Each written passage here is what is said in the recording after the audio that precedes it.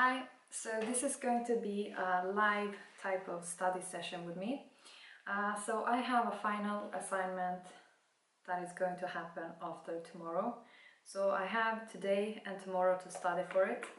And it's an assignment that's going to take place in the classroom. It's going to be written, handwritten, So there's like no, extra kind of tools that I'm going to be able to using it. I have to sort of keep everything memorized for this assignment, And the funny thing is that I haven't really kind of started, seriously study for it.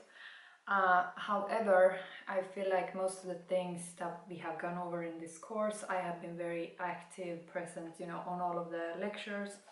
And I also been, some of the things I feel like I already have a clue of, However, of course I need to study for it, And actually the funny thing is that this course that I'm doing now that has this final assignment, it is part of a 4-course package, So in all of these other courses that I've done, like I've done 2 courses up until now, I have got the highest grade. So since this is the 3rd course, the expectations are kind of that I want to have the same, highest grade on this course as well. So that's why I probably should, focus my mind and try and study it slightly, However, as I said, I feel like I do have a lot of these things under the kind of scope of my control. So this is going to be more like a relaxed kind of study session. And I'm actually going to speak throughout this study session because I will try and explain also how I'm studying. And today I'm not studying in the university because it's quite crowded to sit in the university. Sometimes there is no spaces at all to sit at. So for that reason, it's quite beneficial to just be in my own kind of space, So the first thing that I'm going to do in order to sort of start memorizing more and so forth is that I'm going to go over all of the lectures that we have had. Probably this is something you should do like 1 week before the actual assignment, But as I said, since I already have a clue on most of the things, I'm just going to be more kind of, relaxed and chill about this. So how we have in this course is that we have all of our sort of lectures posted online, and that gives some kind of flexibility, in that we can go over the lectures at other times, than if we just had them at one point, and I think this is how it sort of is working in most courses in the university, because I have studied at 7 different universities and all of them have had the same kind of concept, So I have a cup of tea here, because when I study I drink tea. It's, it keeps me going. It keeps me going, and focused when I drink tea. And also, while I'm opening the internet here, because I have to log into the to the study platform where all of the lectures are placed. I do have them downloaded because it can be beneficial to download all of the, lectures, even if you have them on an online platform, just because sometimes there are technical problems with the platforms, and sometimes, you may not have Wi-Fi or internet, so it can be beneficial to have them as well on your, downloaded.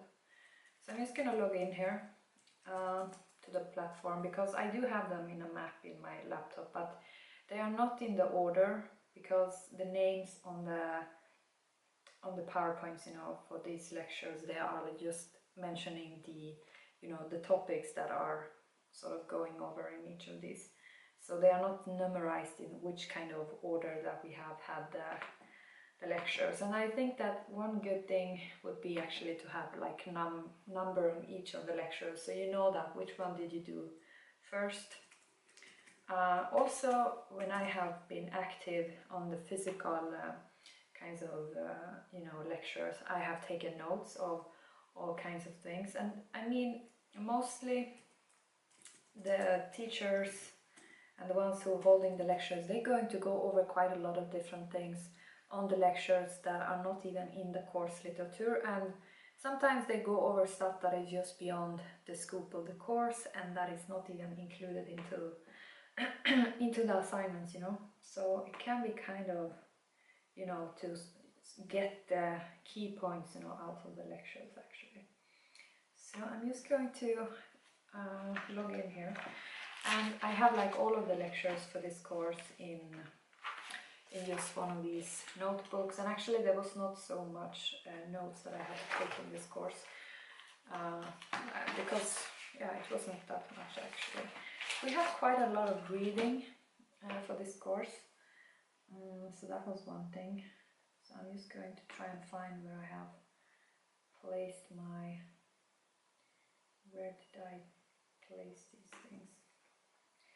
So, you know, one thing when you're studying is to keep calm, you know. You rarely do you need to stress about it, you know.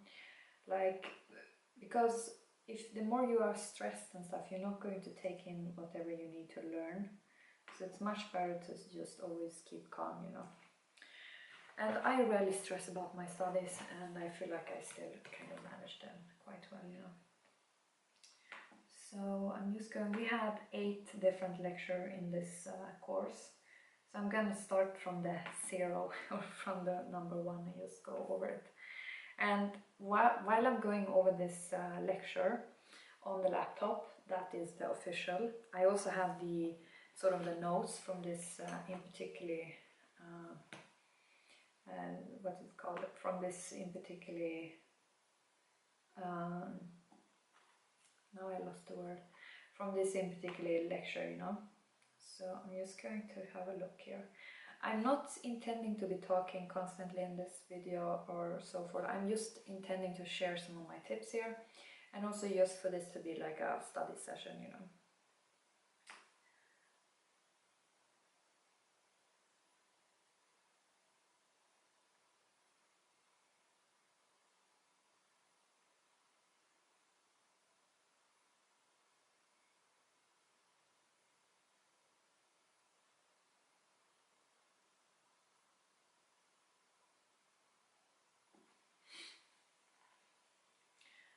Sometimes when you're having written assignments, you know, in the classroom, you actually will get some form of example assignment questionnaire, or like you will get the example on the questions that gonna come up on the actual assignment, you know.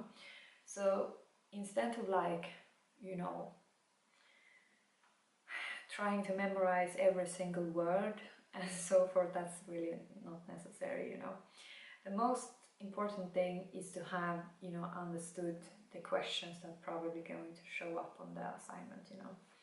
So if you have an example assignment, you know, you can sort of get an idea, you know, what you have to write. And since classroom assignments have quite a lot of, you know, it's quite a lot of handwriting that you have to be doing, you know. So then it means like it's much better to have some kind of, you know, have a clue of what the questions are actually going to be, not just to have memorized everything, because when you're sitting on the assignment and you're going to be writing, it's much better if you already have a clue of what you're going to write, because that's going to save you a lot of, you know, just thinking, you know, and thinking takes time. And also like once you actually are sitting down and writing, it's going to go much faster, so you will not be like, you know, having to rewrite anything. You can just actually write down what you sort of need.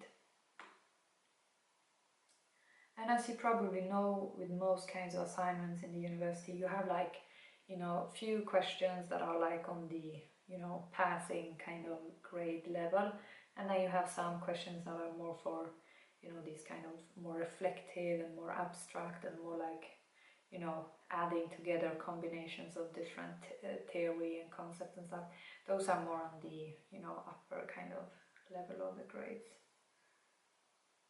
So I'm just looking over the first question here, which have, you know, different words that are in, you know, are related to this area that I'm studying. So I'm just looking to see if I have a clue of them. I mean, when it's like concepts, you know, that you need to explain, and you are like, if you don't have your course literature at hand, what you can do is actually Google it, you know. If there is a concept that you need to just get the clue of what it is, Google it, you know. It's not always necessary to open every single book, you know. But this also depends on what kind of things it is. And one thing when you're doing assignments is that the best thing is to not write things that you do not understand, you know. Like write things, you know, that you actually know what they mean, because otherwise you may will get this, you know, if you're just using a word in an assignment and you do not know what it means, you may will, you know, have feedback on that assignment, and your teacher is going to be like, so you mentioned this word or concept, you know, but you haven't explained it, so now, you know, how now this is not really making sense, you know. So it's always about showing that you have understood the concepts, not just that you know the words, you know.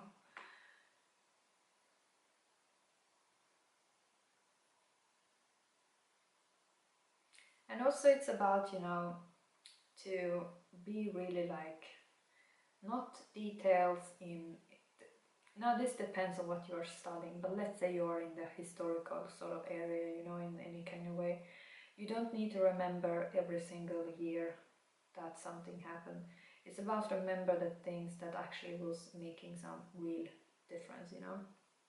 So there are like different ways of sort of getting the key points out of it. And you can even ask your teacher very randomly, you know, on the class lectures that you have, ask about, you know, which years in this century would you say is like the most important, you know. And then that teacher is going to give you maybe some answer on that. And those years you will write down, and you will know that those things are kind of important, you know, in the thing, you know, that you're doing. Or century, I mean, that might be, it depends on how much years and stuff you need to know.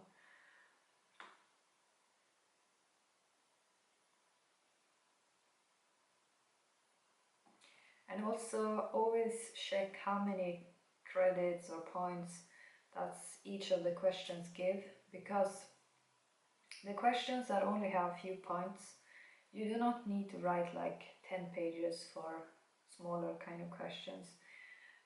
It's also very important, you know, that the amount that you're writing is going to be, you know, like the teacher is going to look at how well you can express something in a small kind of text format, you know, to not use like 10 pages for one question that only has a few points, you know, unless it says you have to write many pages, you know.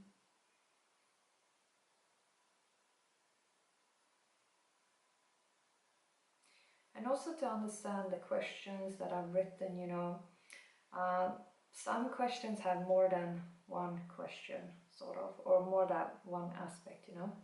And in those kind of cases, you need to sort of, you know, you need to understand the question, read it, and take out the pieces of the question that are telling what you need to write, you know.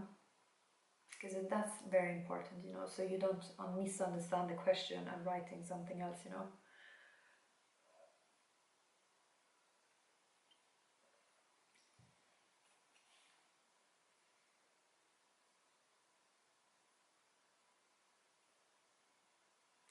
And one other tip, you know, if you are like having very short of time, you know, and you are like, oh, okay, you don't have the time to actually study the entire, you know, everything that has been in the course, you can sort of look at, if you have like an example assignment, you can look at, I mean, this depends also on the subject, you know, but if it's more like a society related topic, you know, you can look at what questions give the highest credits and try and be able to answer those, you know. But if you have some kind of mathematical kind of subject, you know, I mean, typically mathematical theories and stuff, they're building on from, you know, from the previous stuff, so it can be more difficult to sort of answer the harder questions in that way, you know, unless you have understood the basics, you know.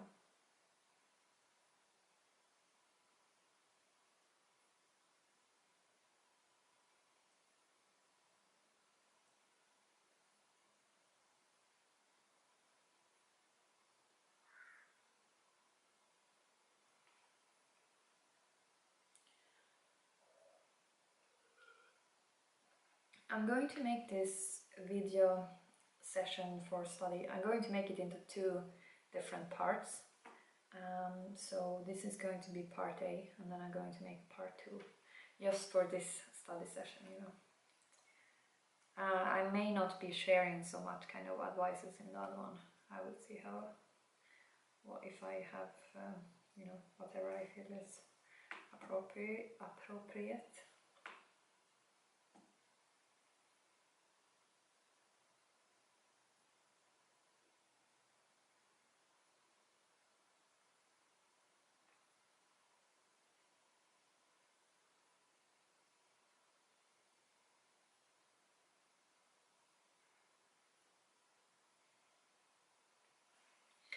Okay, so now I have looked over the example questions that may going to show up on the actual assignment. So I'm going to open some of these lectures, or I actually have opened the first one. I'm not going to read through this now.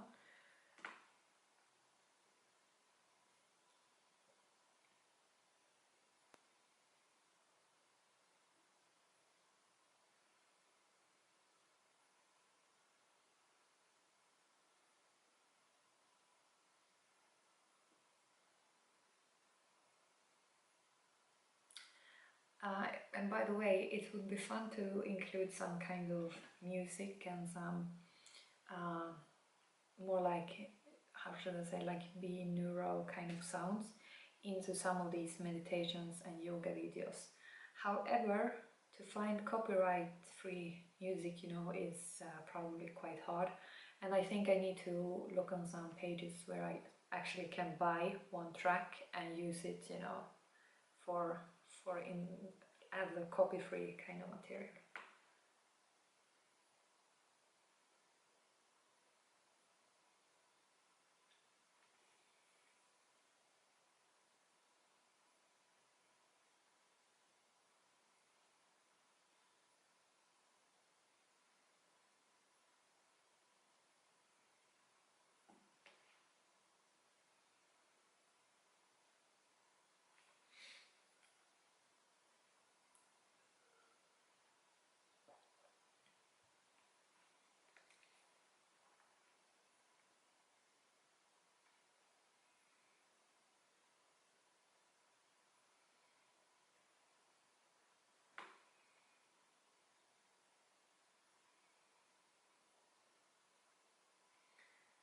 One thing that is quite useful, depending on what you're studying, is to actually have some kind of mind maps, and I may going to make some mind maps for myself to sort of narrow down things, because since I need to remember certain things here, I'm going to take one paper here and as I go about when it comes to years, because I have to memorize some years, I'm going to make a mind map over the years that I need to remember and what happened in each of them.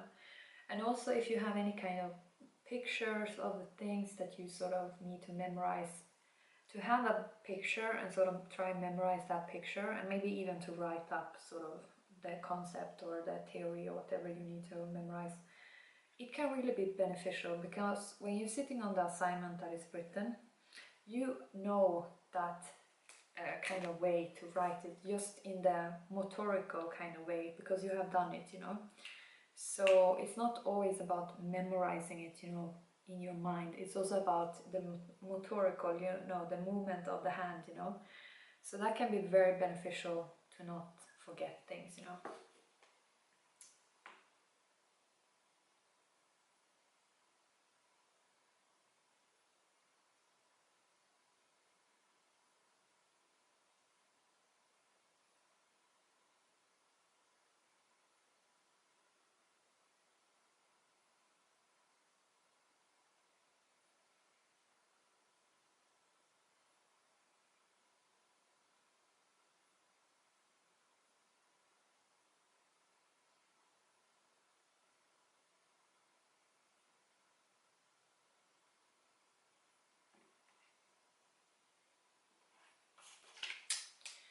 So I'm going to write down some stuff here, because this was related to one question. So So now I'm doing a mind map here over one kind of, you know, one thing that is coming up in one question. So for one of the questions, I'm not going to write down the answer like written to the actual question that may show up on the assignment. I'm going to make a mind map for the question, you know, like the answer.